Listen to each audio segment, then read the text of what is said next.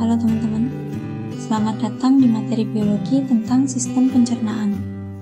Hari ini kita akan menjelajahi organ-organ yang menyusunnya, serta mekanisme unik di balik bagaimana tubuh kita memproses makanan. Sebelumnya, mari kita amati video perjalanan makanan mulai dari masuk ke mulut hingga dikeluarkan melalui anus. Semuanya berawal dari rongga mulut. Di sini, makanan dihancurkan secara mekanis oleh gigi dan dicampur oleh lidah. Pada saat yang sama, kelenjar ludah mengeluarkan enzim tialin untuk memulai pencernaan kimiawi pada pati. Setelah menjadi bolus, lidah mendorong makanan masuk ke kerongkongan atau esofagus. Katup epiglotis akan menutup saluran pernapasan, memastikan makanan hanya melewati kerongkongan. Di kerongkongan, makanan didorong menuju lambung oleh gerak peristaltik. Kemudian sampailah di lambung. Di sini terjadi pencernaan mekanis oleh kontraksi otot lambung dan pencernaan kimiawi yang kuat oleh asam lambung HCl serta enzim seperti pepsin dan renin. Makanan yang kini berupa bubur kental kim bergerak ke usus halus. Ini adalah pusat dari pencernaan kimiawi dan penyerapan. Di duodenum, ia menerima bantuan dari getah empedu untuk lemak dan getah pankreas berisi enzim amilase, lipase, dan tripsin. Setelah itu, enzim-enzim dari kelenjar usus halus bekerja di jejunum. Penyerapan nutrisi terbesar terjadi di ileum melalui jonjot-jonjot usus yang disebut villi. Sisa makanan yang tidak diserap masuk ke usus besar atau kolon. Di sini, penyerapan air dan elektrolit terjadi, mengubah sisa makanan menjadi padatan. Bakteri baik juga membantu proses pembusukan. Akhirnya, feses ditampung sementara di rektum. Kontraksi rektum memicu refleks untuk mengeluarkan sisa pencernaan.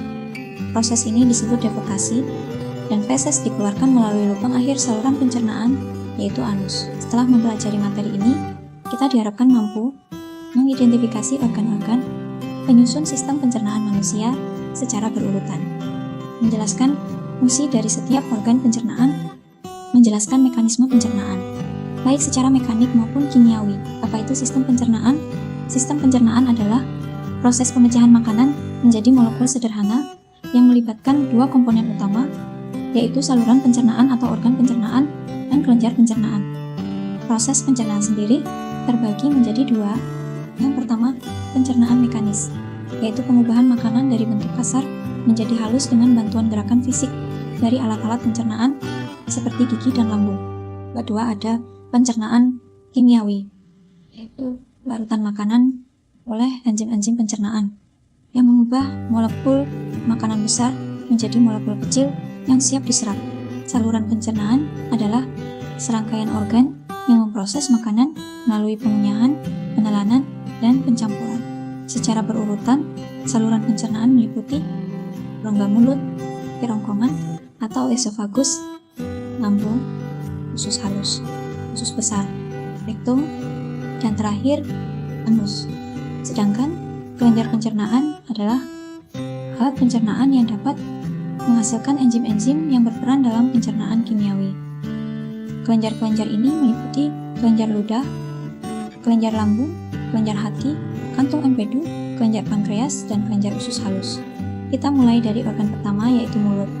Di mulut, terjadi dua jenis pencernaan secara mekanis, yaitu gigi memecah makanan menjadi potongan kecil atau disebut proses mengunyah, dan pencernaan secara kimiawi, di mana air liur atau saliva yang mengandung enzim memulai pencernaan dengan memecah pati atau amilum menjadi gula atau maltosa. Organ-organ di mulut mencakup gigi, lidah, kelenjar ludah, serta uvula, langit-langit, dan tonsil. Gigi adalah alat pencernaan mekanis. Fungsinya adalah memotong dan memecah makanan menjadi potongan yang lebih kecil. Ini sangat penting, karena potongan yang lebih kecil memudahkan enzim-enzim pencernaan bekerja lebih efisien dan cepat. Berdasarkan bentuknya, gigi dibagi menjadi tiga jenis, yaitu gigi seri atau incisivus, berfungsi untuk memotong makanan, gigi taring atau canimus, berfungsi untuk mengoyak dan merobek makanan, dan gigi geraham atau molar premolar, berfungsi untuk mengunyah makanan. Selanjutnya adalah lidah, juga merupakan alat pencernaan mekanis. Lidah memiliki beberapa fungsi vital, yaitu untuk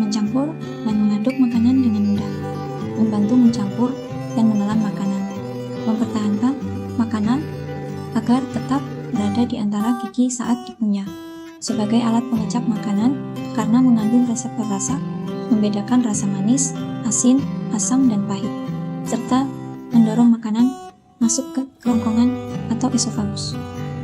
Kelenjar ludah atau glandula salivalis adalah tempat terjadinya pencernaan kimiawi di mulut.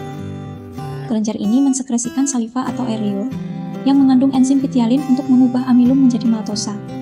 Nah, ada 3 pasang kelenjar ludah, diantaranya yaitu kelenjar parotis yang terletak di dekat telinga, kelenjar sublingualis di bawah lidah, kelenjar submandibularis di bawah rahang. Selain memecah pati, saliva juga berfungsi membasahi makanan, mencegah mulut dari kekeringan, membunuh mikroorganisme, dan bertindak sebagai buffer atau penyangga pH. Setelah dari mulut, makanan menuju ke kerongkongan atau esofagus. Kerongkongan berfungsi sebagai jalan bagi makanan dari mulut menuju lambung.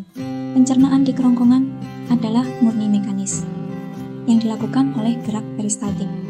Gerak ini merupakan kontraksi dan relaksasi otot polos yang secara ritmis mendorong makanan menuju lambung. Saat menelan, epiglotis menutup laring atau saluran pernapasan, memastikan makanan hanya masuk ke esofagus dan tidak tersesat ke paru-paru.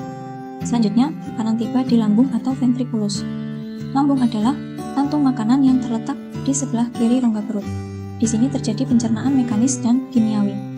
Secara anatomi, lambung memiliki bagian-bagian yang meliputi kardia, yaitu bagian atas dekat jantung. Fundus merupakan bagian tengah yang mengular. Dan ada pilorus, yaitu bagian bawah dekat usus.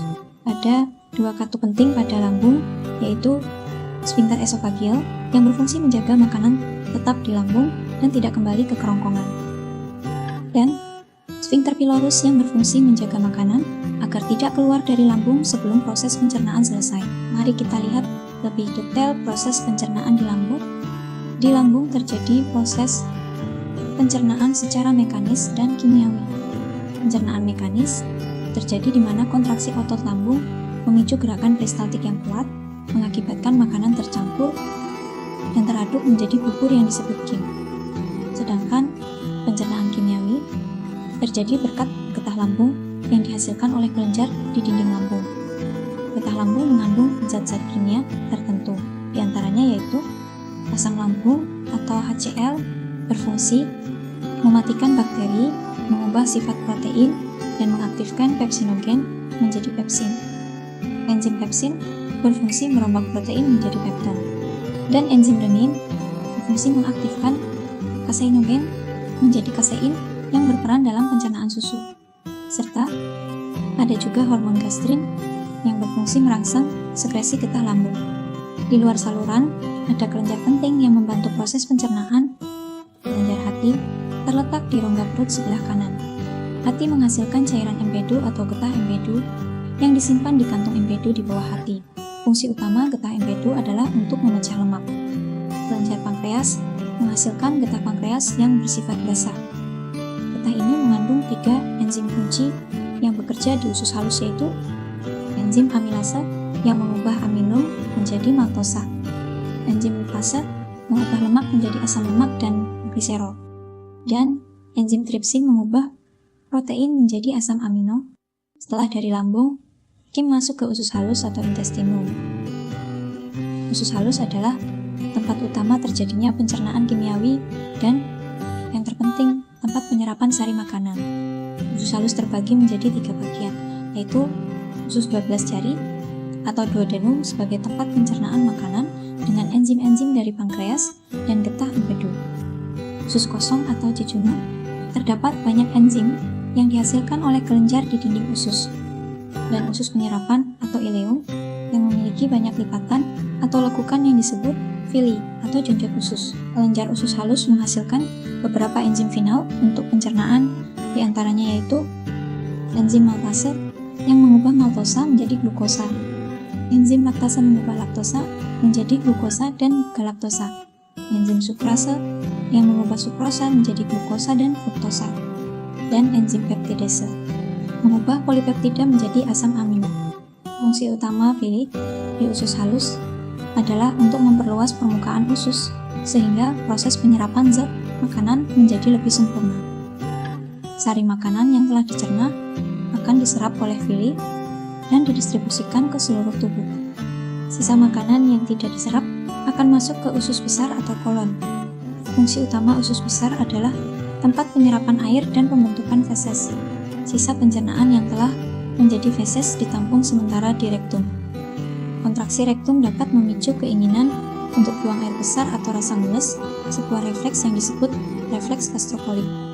Terakhir, anus adalah lubang keluarnya feses dari tubuh. Proses pengeluaran zat sisa pencernaan melalui anus disebut defekasi. Ini adalah proses sadar di mana otot sphincter anus berkontraksi untuk mengeluarkan feses. Demikianlah penjelasan mengenai saluran dan kelenjar pencernaan. Kita telah melihat bagaimana organ dan enzim bekerja secara sinergis untuk memecah dan menyerap nutrisi yang dibutuhkan tubuh. Terima kasih atas perhatiannya. Sampai jumpa lagi.